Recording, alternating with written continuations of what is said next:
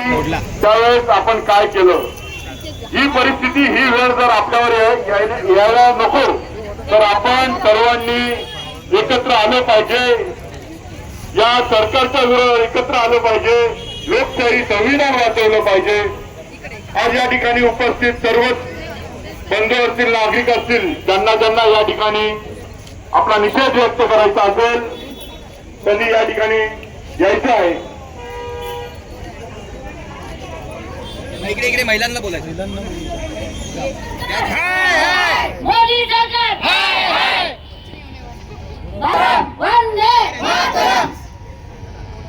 आज आम्ही आज इथे उपस्थित झालोय, काय बोलावं आणि काय नाही, कारण रक्त इतकं सळसळत आहे ना की आज ज्या अमानुषपणे ज्या आमच्या लेकरांना तिथे मारलंय ते बघून असं वाटतंय काय करावं आणि काय नाही।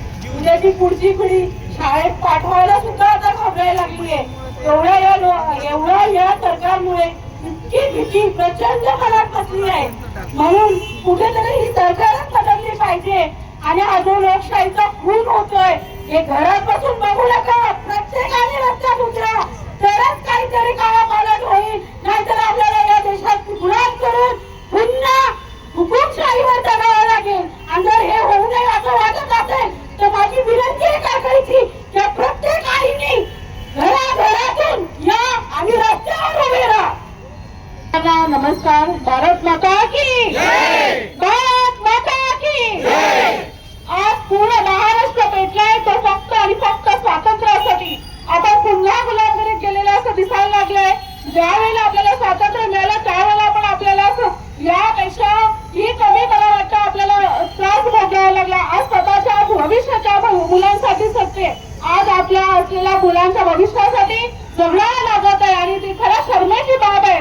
आज जरी धर्मेंद्र प्रधान यांचा राजीनामा मिळत नसेल आणि त्यासाठी मुलांना रस्त्यावर उतरावं लागत असेल, माझ्या माय भगिनींना तिथे मार खावा लागत असेल आणि हे आताचा सत्ता असणारे सत्ताधिकारी आपल्या स्वतः खाली न येता पोलिसांना सुरू करत असेल तरी खरंच लज्जास्पद गोष्ट आहे।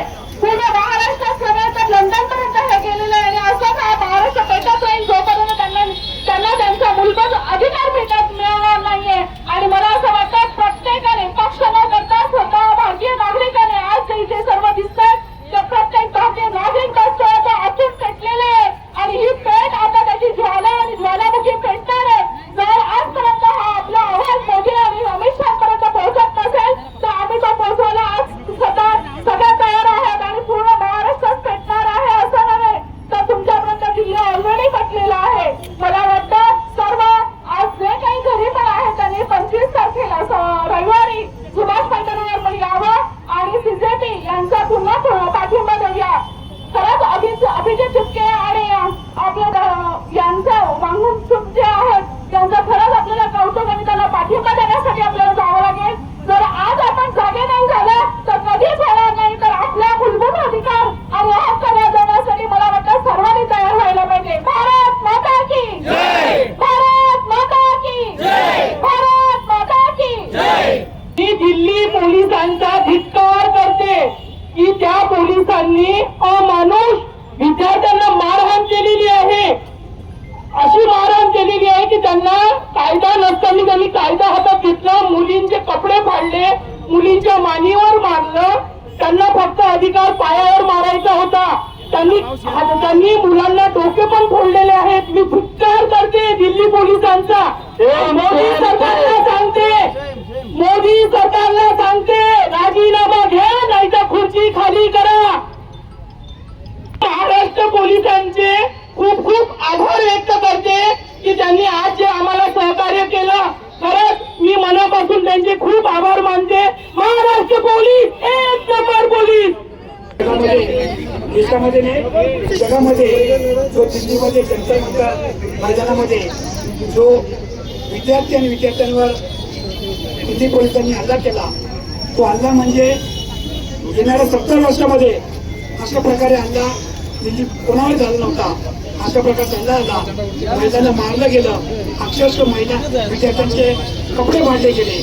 या संदर्भात अख्ख्या देशामध्ये नाही तर जगामध्ये आंदोलन चालू झालेलं आहे। ही इंडिया आता चालू झालेली आहे। यासाठी शिक्षण मंत्री धर्मेंद्र प्रधान ज्यांनी जर राजीनामा द्यायचाच आहे त्या बदल्यात अमित शहा हे गृहमंत्री आहेत त्यांनी राजीनामा द्यावा या ठिकाणी अशी मी आमच्यातर्फे सगळ्यांना विनंती करणार आहोत। यानंतर असा प्रकार होणार नाही याची काळजी सर्वांनी घ्यावी।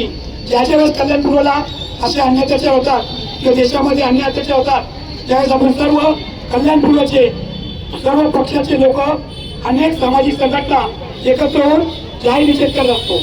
या ठिकाणी आज त्यांच्यावर झालं उद्या आमच्यावर होईल, आमच्यावर वेळ येऊ नये म्हणून आपण सर्वांनी या ठिकाणी उपस्थित राहून चांगल्या प्रकारे सहकार्य केलं, आंदोलनाला पाठिंबा दिला आणि कोसवाडी पोलिसांचे पोलीस निरीक्षक व सर्व पोलिसांनी चांगल्या प्रकारे सहकार्य केल्याबद्दल मी त्यांचं या ठिकाणी मनपूर्वक अभिनंदन करतो आणि त्यांचे आभार मानतो। जय महाराष्ट्र।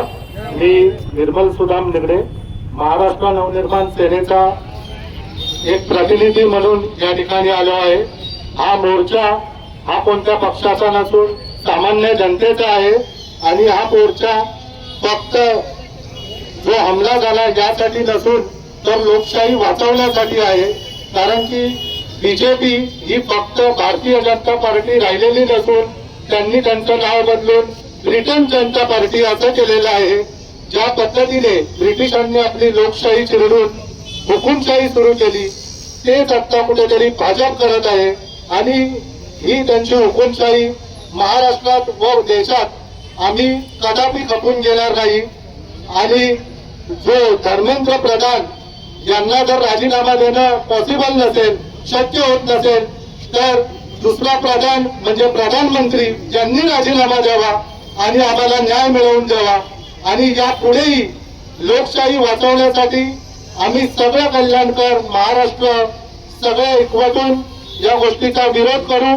त्याचबरोबर येणाऱ्या 26 तारखेला जो शिवाजी पार्क येथे भव्य मोर्चा तिरंगा मोर्चा जो आयोजित केला आहे त्यावेळेला सर्वांनी मोठ्या संख्येने येऊन आपण सर्व लोकशाही वाचवण्यासाठी व या अमानुष हल्ल्याचा निषेध करण्यासाठी एकत्र यावं एवढी मी आपल्यास विनंती करतो। जय हिंद, जय महाराष्ट्र। ॲडव्होकेट एस यादव आहे, मी विधी सेल शिवसेनातर्फे इथं आलो आहे। मला फक्त एवढंच बोलायचं आहे की जुल्मी जब जब जुल्म करेगा सत्ता के गलियारों से इनकलाब बोल बैठेगा बच्चा बच्चा हर गलियारों से।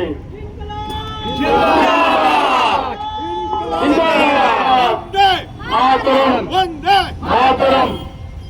मोदी बघा कसं आहे हे जे आमचं आंदोलन आहे हे कोणी माणसाविशेष नाही, हे आमचं आंदोलन आहे ज्या सत्ताधाऱ्यांना असं वाटतं की ते तिथे बसलं आहे त्यांना कोणी काढू शकत नाही। जे रूलर्स जे माणूस कॉन्स्टिट्यूशन पोझिशन होल्ड करत आहे त्यांना वाटत असेल की ते सत्तेवर बसून कॉन्स्टिट्यूशनला कसंही अमेंड करू शकतो, त्याचं उत्तर ही जमलेली गर्दी आहे। ही जमलेली गर्दी फक्त गर्दी नाही, एक संदेश आहे। संदेश कोणासाठी?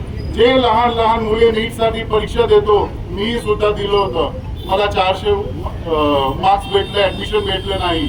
ही गर्दी यासाठी जमली आहे जे मुले तयारी करताय ते तुम्ही करा। तुमच्या पाठीमागे सर्व पक्ष 21 कल्याणमध्ये जे काही आहे ते तुमच्या पाठीमागे आहे।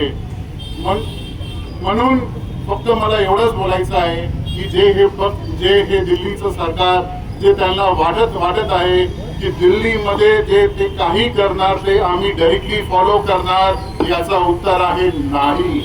या लोकांनी नोटबंदी केलं त्यांना काय भेटलं? No benefit. या लोकांनी जेवढे कायदे काढले त्याची बेनिफिट काय झालं? काहीही नाही। आता ते लोक एक कॉन्सेप्ट वरून आलोय की आम्ही नीट कमर्शियलायझेशन करूया। आज हे जे बीड आहे हे अँटी कमर्शियलायझेशनचे अगेन्स्ट आहे। कमर्शियलायझेशन समजून घ्या, प्रत्येक सीट इंडस्ट्रियल लोकांना विकले जात आहे। प्रत्येक गव्हर्नमेंटची नोकरी गव्हर्नमेंटच्या लोकांना दिल्या आहे। आता तेच पेपर लीक कसे होतात? जर इथे लहान लहान मुले असतील तर त्यांना माहित असेल पेपर लीक का होतात। पेपर लीक कारण जे क्लासेस दिल्लीला आहे, जे क्लासेस मुंबईला आहे, ते पैसे पंप करतात मिनिस्ट्रीमध्ये. ते पैशाचा वापर करून हे लोक पेपर लीक करतात. मी वकील आहे, मी कंटिन्युअस फॉलोअप घेतो. तुम्हाला एक मुद्दा सांगतो थोडक्यात. एक मुद्दा हायकोर्टात असं चालू आहे की सुप्रीम कोर्टात कालच्या याच्यात मेन्शनिंग झालं की सर जे टॉपचे 50 कॅन्डिडेट आहात ते फक्त एका जिल्ह्यात, एका राज्यात, एका सेंटरमध्ये कसं काय येऊ शकतात. प्रत्येक 3 वर्षापासून हेच पॅटर्न आहे. फक्त मुद्दा पेपर लीकचा नाही आहे, मुद्दा याचा आहे की तुम्ही ट्रान्सपरन्सी म्हणजे पारदर्शिता कधी ठेवणार. म्हणजे आमचे जे मुले तयारी करतात ते इमानदारीने 450 मार्क्स आणतात, त्यांची व्हॅल्यू काहीच नाही. ज्यांच्याकडे पैसे आहे ते पैसे पंप करून सीड विकतात. मग ही भीड त्या मुलांसाठी आहे की तुम्ही तुमचं मनोबल डाऊन करू नका. आम्ही ही शिवसेना पक्ष मनसे तुमच्या बाजूने आहे. लाठी खायचं विषय आली तर पहिले आम्ही खाणार. म्हणून बोलतो इन्कलाब जिंदाबाद, इन्कलाब जिंदाबाद. दिल्लीत ही आवाज झालीच पाहिजे. इन्कलाब जिंदाबाद. इंडस्ट्रीज नाही चालणार म्हणून इन्कलाब जिंदाबाद, इन्कलाब जिंदाबाद. Thank you. याचना नहीं अवरण होगा, जीवन जय की मरण होगा. एक लक्षात ठेवा. आता नो कॉन्व्हर्सेशन. तुम्ही आम्हाला गोळी मारा नाही तर धर्मेंद्र प्रधानला काढा. याचना नहीं अवरण होगा, जीवन जय की मरण होगा. हे महाभारताचं लाईन आहे. मी हे बोलून संपवतो. हर हर महादेव. इन्कलाब जिंदाबाद. ॲडव्होकेट नीरज कुमार. आज आपण या ठिकाणी कुठल्याही पक्षाचा, कुठल्याही संघटनेचा, कुठल्याही संस्थेचा बॅनर घेऊन नाही, तर लोकशाहीचा आणि या संविधानाचा सन्मान टिकवण्याकरिता दिल्ली येथील जंतर मंतरवरती विद्यार्थ्यांवरती झालेल्या लाठीचार्जच्या विरोधात आणि केंद्रीय शिक्षण मंत्री धर्मेंद्र प्रधान यांच्या राजीनाम्याची मागणी करण्याकरिता आपण सर्वजण या ठिकाणी उपस्थित राहिले आहोत. काय चूक होती मुलांची? त्यांच्या हातात शस्त्र नव्हतं, त्यांच्या हातात शास्त्र होतं. शास्त्र म्हणजे पुस्तक होतं, संविधान होतं. त्यांच्या हातात दगड नव्हती. या देशातील एका जिल्ह्यातून, एका राज्यातून आलेले सगळे विद्यार्थी त्या ठिकाणी या देशाचा आणि आपल्या उज्ज्वल भविष्याचं स्वप्न घेऊन त्या ठिकाणी दिल्लीला जंतर मंतरला पोहोचले होते. त्यांना काय मिळालं? या क्रूर, या मगरूर हुकुमशाही करणाऱ्या हिटलरशाही सरकारच्या लाट्या. आज मी या ठिकाणी तुमच्या सगळ्यांच्या वतीने सरकारला प्रश्न विचारू इच्छितो. जर आपल्या हक्कासाठी, या देशासाठी, न्यायासाठी जर प्रश्न विचारणं हे गुन्हा असेल, तर या देशातील तमाम तरुण हा गुन्हा वारंवार करतील. बघूया तुमच्या लाट्यांमध्ये किती ताकद आहे ते. ज्या देशाचा राजा अशिक्षित, अनपढ, अनाडी असतो, ज्या देशाचे सत्ताधारी हे तडीपार गुंड असतात, त्या देशामध्ये सर्वात प्रथम शिक्षण व्यवस्था उद्ध्वस्त केली जाते. आणि दुर्दैवाने आपल्या देशात ते सुरू आहे. डॉक्टर बाबासाहेब आंबेडकरांनी सांगितलंय, शिका, संघटित व्हा आणि संघर्ष करा.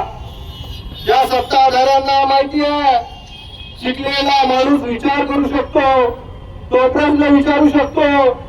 या सत्ताधाऱ्यांना जाब विचारू शकतो, हिशोब विचारू शकतो, आपल्या टॅक्सच्या पैशाचा तो हिशोब विचारू शकतो.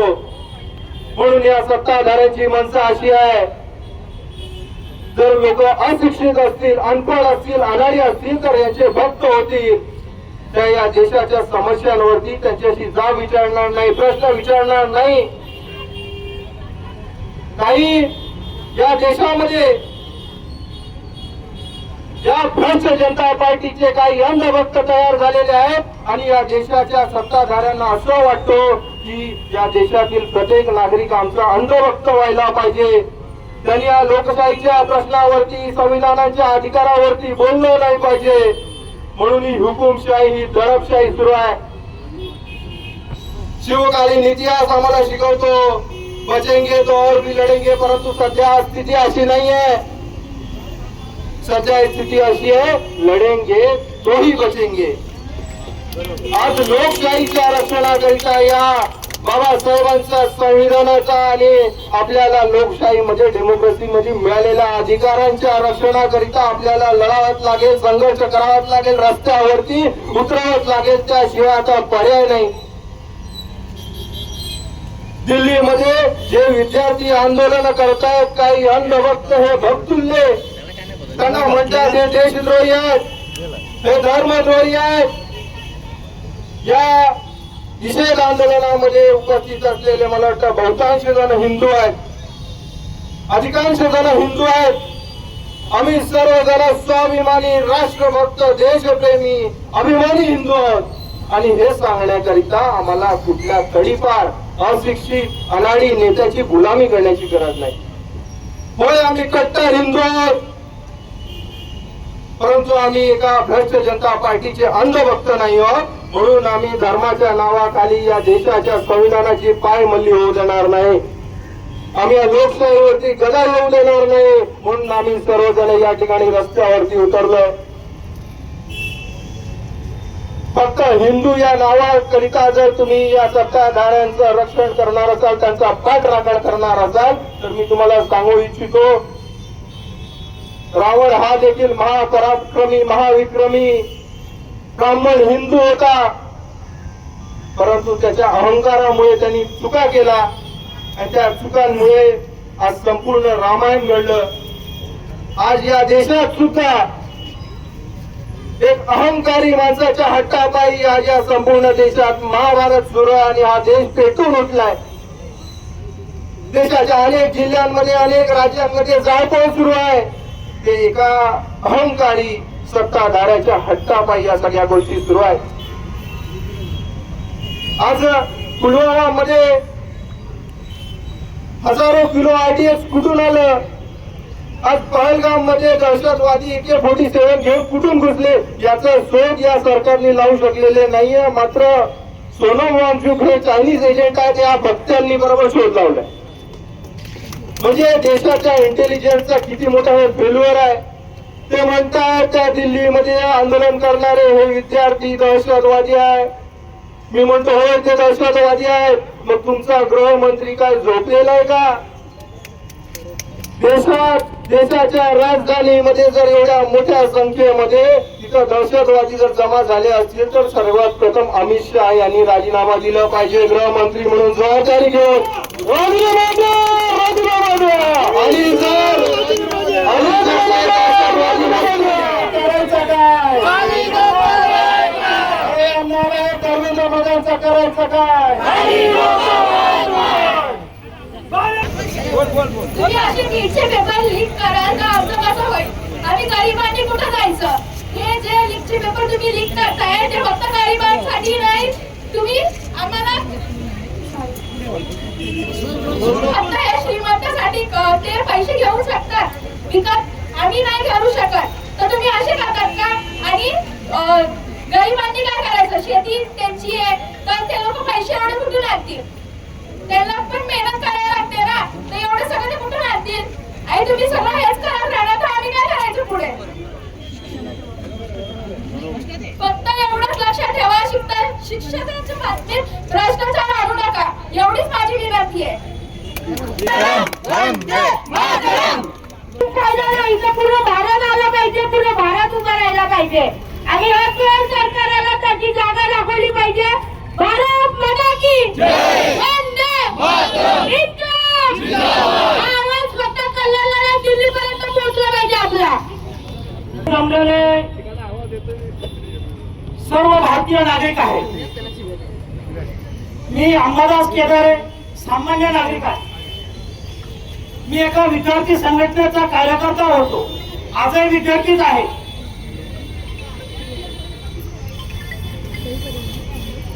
बंधू आणि भगिनींनो, आज 20 ते 25 दिवस होत आले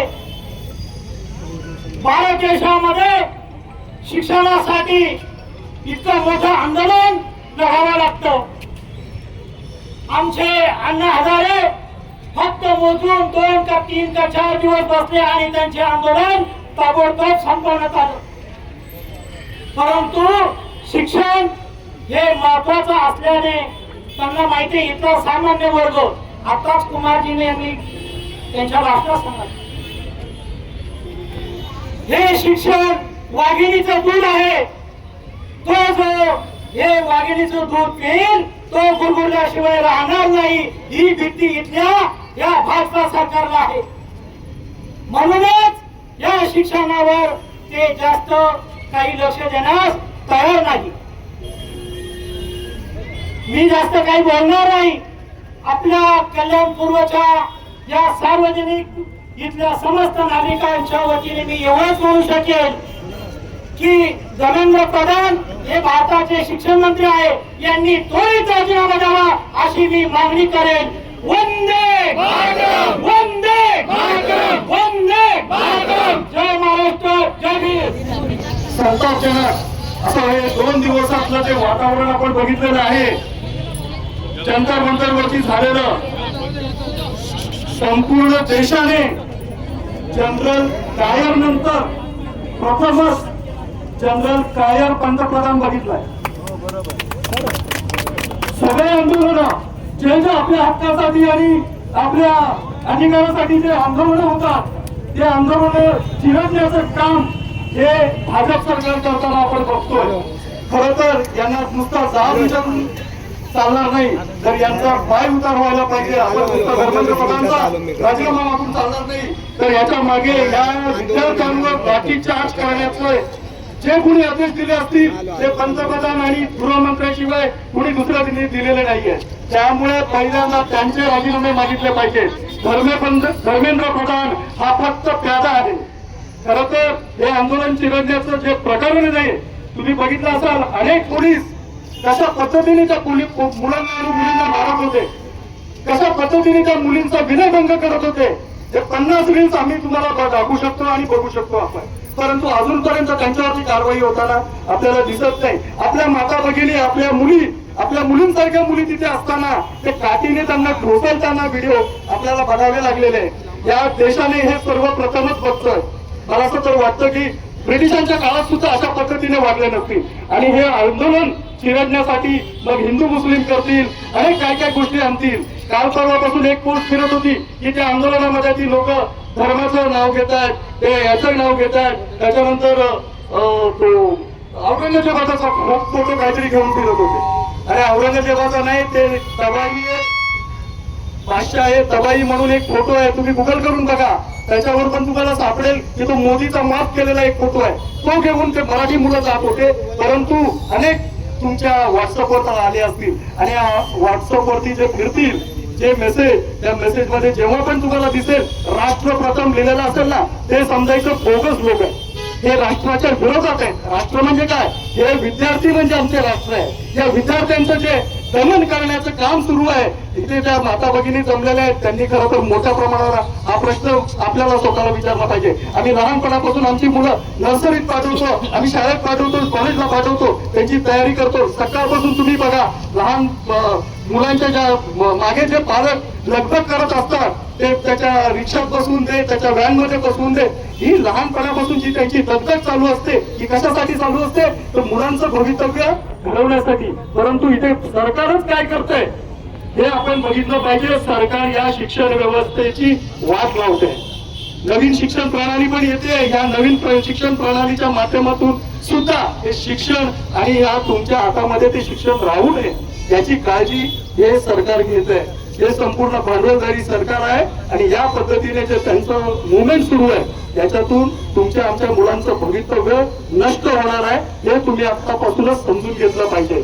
आणि आजपासून आपण शपथ घेतली पाहिजे. खरं तर या भाजप आणि त्याचे जे मित्र पक्ष आहे त्यांच्यावरती सुद्धा आता आम्हाला बोलावं लागेल, त्याशिवाय पर्याय पण नाहीये. तुम्हाला सांगतो, त्याचे जे कोणी सपोर्टर असतात, त्यांच्या मागे पळणारे असतात, त्यांचे चाटणारे असतात तळवे, त्यांना सुद्धा आपण आता लक्षात ठेवलं पाहिजे. येणारा काळ ते लोक फटकेच खाणार आहेत. मी तुम्हाला सांगतो, ज्या पद्धतीने खेळ लावलेल्या पुढे लावलेल्या काठ्यांनी त्या मुलांना मारलं ना, तुमचा संताप झाला पाहिजे. ज्यांना मुलं बाळ आहेत ना, त्यांचा आतून संताप निर्माण झाला पाहिजे. आणि येणारा काळ मी निश्चित सांगतो तुम्हाला, यांचे दिवस भरलेले आहेत म्हणून या पद्धतीने चाललंय त्यांचं सगळं. अक्षरशः ज्या पोलिसांमध्ये जे पोलीस नाहीत अशी लोक सुद्धा हे लोक ते पाठवतात. हे पेड लोक असतात, त्यांच्यासाठी ते तिथे काम करतात आणि या लोकांना फोडून काढतात. हे आपण प्रत्येक आंदोलनात बघितलं. तुम्ही शेतकरी आंदोलनात बघितलं, तुम्ही तुमच्या सैनिकांच्या आंदोलनामध्ये बघितलं, तुम्ही कर्मचाऱ्यांच्या आंदोलनामध्ये बघता. या लोकांना बदनाम करण्याचं काम चालू असतं. यांना म्हणे की यांना फंडिंग कुठून होतं, तर चायनामधून फंडिंग होतो. अरे नालायकांना, तो अरुणाचल प्रदेश अर्धा घेतलाय त्यांनी, इथे तुम्हाला बोलता येत नाही. आणि हे विद्यार्थी जेव्हा आंदोलन करतात तर पाण्याच्या बाटल्या वाटतात, तर हे फंडिंग कुठून येतं विचारतात. अरे तिथे अख्ख्या देशातून लोक सपोर्टिव्ह आहे. आणि तुम्हाला सांगतो, स्विगी आणि झोमॅटो वरून लोक ऑर्डर करून तिथे जंतर मंतरला पाठवताय. ज्यांना कुणाला गरज असेल त्यांना द्या. हजार रुपयाच्या ऑर्डर्स त्या देत आहेत. बर्गर, पिझ्झा काय भेटेल ते त्यांना पाठवताय. अशा पद्धतीने या आंदोलनाला सपोर्ट पूर्ण देशातून होतोय. हजारो नाही करोडो लोक त्यांच्या सपोर्टिव्ह मध्ये आहेत. परंतु या सरकारला जरा सुद्धा लाज शरम वाटत नाही. म्हणून आपण आजचा या निषेध सभेमध्ये आपण एक 10 ठराव करतोय आणि ते ठराव आपण तिकडे पाठवणार आहोत. तर त्या प्रत्येक ठरावाचा आपण त्याच्यामधला फक्त एक मुद्दा वाचतो. तुम्ही फक्त त्याला होकार दिला की आपण ते ठराव पुढे पाठवणार आहोत. ठीक आहे, वाचूया. प्रथम आपला एक ठराव असेल, अमानुष लाठी हल्ल्याचे आदेश देणारा केंद्र सरकारचा तीव्र निषेध आपण करतोय. ठीक आहे. त्याच्यानंतर या अमानुष हल्ल्याची जबाबदारी स्वीकारून राजीनामा दिला पाहिजे. कुणी राजीनामा दिला पाहिजे? तुम्ही बघा, दिल्लीतील जंतर मंतरवर शांततेने आंदोलन करणाऱ्या अमानुष लाठी हल्ल्याचा ज्यांनी आदेश दिला त्या लोकांचे राजीनामे झाले पाहिजे. ठीक आहे. त्यानंतर याची जबाबदारी कोणी स्वीकारली पाहिजे? तर गृहमंत्र्यांनी स्वीकारली पाहिजे, नरेंद्र मोदींनी स्वीकारली पाहिजे आणि शिक्षण मंत्री तो धर्मेंद्र प्रधानने स्वीकारली पाहिजे. शिक्षण व्यवस्थेचा व्यापक सुधारणा त्यात झाली पाहिजे. हे फक्त विद्यार्थी त्यावेळेस स्वतःसाठी लढत नाहीये, ते या शिक्षण व्यवस्थेतल्या सुधारण्यासाठी लढतायत. आज नाही तर उद्या तुमची जी लहान मुलं आहेत, शाळेत जाणारी मुलं आहेत, कॉलेजची मुलं आहेत, उद्या नीट, जेई आणि इतर परीक्षांसाठी जाणार आहेत. सगळ्याच परीक्षा तुम्हाला सांगतो तुमच्या लीक होत असतात. साधी टीईटीची एक्झाम, आता टीईटीची एक्झाम होती शिक्षकांची, त्यानंतर नीट पेपर लीक प्रकरणातील नुकसान भरपाई. तुम्हाला सांगतो, अनेक विद्यार्थ्यांचं नुसतं 2 वर्षाचं नुकसान नाही झालेलं आहे. काही विद्यार्थ्यांनी तर आत्महत्या केल्या, त्यांचं आयुष्य बरबाद झालं. काल परवा पुन्हा एक नीटची एक्झामचा रिझल्ट लागला. त्याच्यामध्ये 16 तारखेला लागलेल्या रिझल्ट मध्ये जेव्हा त्यांची मार्कशीट आली तर मार्कशीट मध्ये 700 मार्क आणि नंतर दुसऱ्या दिवशी ती डिलीट झाली त्या मार्कशीट आणि दुसरी मार्कशीट येते त्यांना 200 मार्क. याला त्यांची चौकशी व त्यांच्यावर गुन्हे दाखल झाले पाहिजे. हा पण ठराव आपण या ठिकाणी करायचा आहे. विद्यार्थ्यांवर अमानुष लाठी हल्ला करणाऱ्या पोलिसांची तात्काळ चौकशी करण्यात यावी. संशयित लोक पोलिसांमध्ये असलेले आपण बघितले, ज्यांचे नेम प्लेट नाही, ज्यांच्यावरती कसे वेगळे दिसतात की पोलीसच नसल्याचे ते जाणवत होते, ते त्यात सिव्हिल ड्रेस मध्ये होते आणि यांच्यावरती सुद्धा गुन्हा दाखल झाला पाहिजे निश्चित करून. जखमी आणि मृत्यू पावलेल्या विद्यार्थ्यांना नुकसान भरपाई द्या. 1 कोटीची तरी नुकसान भरपाई त्यांनी दिली पाहिजे. आज किमान 1 कोटीची तरी त्यांना मदत त्यांनी शासनाने करायला पाहिजे. खोटे गुन्हे तुम्ही बघितलं असेल, परवा झालेला मुंबईचं आंदोलन आहे. रात्री 3 वाजता ही सगळे तरुण विद्यार्थी होते, त्यांनी आंदोलनामध्ये सहभाग घेतला.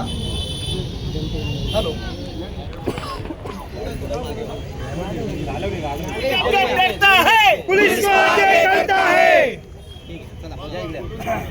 या ठिकाणी तात्पर्य सर्व पक्षाचे तसेच संस्थेचे असंख्य कार्यकर्ते या ठिकाणी उपस्थित आहेत. सर्वप्रथम मी हे सरकार आपल्या कल्याण पूर्वेतल्या जनतेला घाबरलेत या ठिकाणी मी जाहीर करतो. त्याचं कारण त्यांनी लाईट बंद केले. कारण त्यांची मुलं बाळ आहेत, त्यांनाही लाजा वाटल्या पाहिजेत की आज ज्या पद्धतीने जंतर मंतरवरती त्या मुलांवर लाठीचार्ज झाला, त्या लाठीचार्जमध्ये जे मुलं दुखापत झालेली आहे, त्यांची जी परिस्थिती आहे याची त्यांना कोणालाही गांभीर्य नाही. मी दिल्ली पोलीस या ठिकाणी धिक्कार करतो व सर्वांच्या वतीने सर्व सामाजिक दृष्टिकोनातून त्यांचा निषेध व्यक्त करतो. दुसरा एक सल्ला असा आहे महाराष्ट्र पोलीसला की त्यांनी आम्हाला डिवचण्याचं काम करू नका, कारण सकाळपासून मुंबई पोलिसनी बऱ्याच ठिकाणी असे आंदोलनं होत आहेत, त्या ठिकाणी बोटं घालायची कामं केलेत. तर सर्वांना माझी ह्या महाराष्ट्र पोलीसला सांगणं आहे की महाराष्ट्र अजूनपर्यंत शांत आहे, त्याला डिवचण्याचं काम करू नका. आम्ही दिल्ली पोलीसच्या विरोधात बोलतो आहोत. अजूनपर्यंत महाराष्ट्र पोलीसने त्या सरकारचे मिंदे होऊ नयेत असं आम्हाला या ठिकाणी जाहीर करायचंय. काल फार जास्त वेळ घेणार नाही, कारण पाऊस येतोय जातोय, बऱ्याचशा लोकांना बोलायचंय, प्रत्येकाला व्यक्त व्हायचंय, कारण आपल्याला मुलं बाळ आहेत जे वांजोळे आहेत, त्या लोकांना या मुलांची किमया नाही असं या ठिकाणी मी जाहीरपणे स्पॉन्सर आहे. स्पॉन्सर हे आंदोलन स्पॉन्सर आहे. इथे एकंदरीत वडापाव खाल्लाय का? दुसरा एक मुद्दा असा आहे, ते म्हणाले नाकात बोलताना ते हा सगळा विषय आहे तो स्पॉन्सरशिप केलेली आहे, काही दिवसात स्पॉन्सरशिप येणार आहे. तर मला एकच सांगायचं आहे त्या साहेबांना की आपण मंत्रीपद भोगलेलं आहे, आपण काय दिवे लावलेत, कोकणात लावलेत का अजून कुठे लावलेत ते सगळ्यांना माहिती आहे. त्यामुळे त्यांनी या सर्वसामान्य नागरिकांच्या ताकदीला ललकारू नये, नाहीतर डोंबिवलीपासून कल्याणपासून इथे तुम्ही दिसणार नाही. बरोबर की नाही? दुसरी गोष्ट, ही सर्वसामान्य नागरिक जनता आहे, त्यामुळे तुम्हाला डोक्यावर उचलून पण आम्ही घेतली इलेक्शनला. आम्ही स्वतः तुमचा प्रचार केलेला आहे, त्यामुळे खाली पाडायला आम्हाला शिकवायची गरज नाही. दुसरा मुद्दा, या सगळ्या स्टेटमेंट देत असताना त्यांनी नक्षलवाद्यांचा उल्लेख केला आणि त्यांचा देखील आम्ही या ठिकाणी निषेध करतो की जे आंदोलक आहेत त्या ठिकाणी ते नक्षलवादी संघटना, सरकारने त्या संघटनेला मोडीच काढलेलं आहे आणि त्याच्यानंतर पुन्हा ते या जंतर मंतरच्या आंदोलनावरती येत आहेत. नक्षलवादी आले कुठून? यांना स्पॉन्सरशिप येते, यांना स्पॉन्सरशिप येते. अशा पद्धतीचं त्यांचं जे वक्तव्य होतं, तर त्यांनी या महाराष्ट्रामध्ये अशा बऱ्याचशा मंत्री महोदय असतील जे बीजेपीचे खंबे समर्थक असतील किंवा कोणी असेल, त्यांनी या सर्वसामान्य नागरिकांच्या आंदोलनामध्ये चुकूनही ब्र काढू नये, नाहीतर महाराष्ट्र लवकरच पेटेल. हे या ठिकाणी मला सांगायचं होतं. आणि युवा शक्तीवरती जो हल्ला या केंद्र सरकारने केलेला आहे, या भारतीय जनता पक्षाने केलेला आहे, तसेच भारतीय जनता पक्षाला सपोर्ट करणारे इतर पक्ष, इतर जे काही एनडीए मध्ये असणारे पक्ष असतील, त्यात आमचा महाराष्ट्रातला शिवसेना पक्षही आहे, शिंदे गट, त्यानंतर तो तेलुगू देसम पक्ष आहे, हेही तेवढेच जबाबदार आहेत.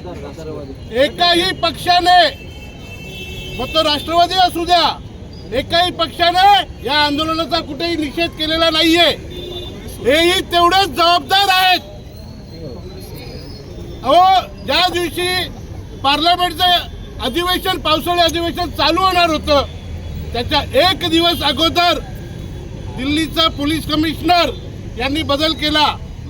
तिथे अनुराग कुमार नावाचा एक पोलीस कमिशनर आणला, जो इंटेलिजन्स ब्युरोमध्ये 12 वर्षापासून काम करत होता, IB मध्ये. या अनुराग कुमारचा खरा निषेध केला पाहिजे, कारण त्याच्या सहीनिशी हे सर्व घडलेलं आहे.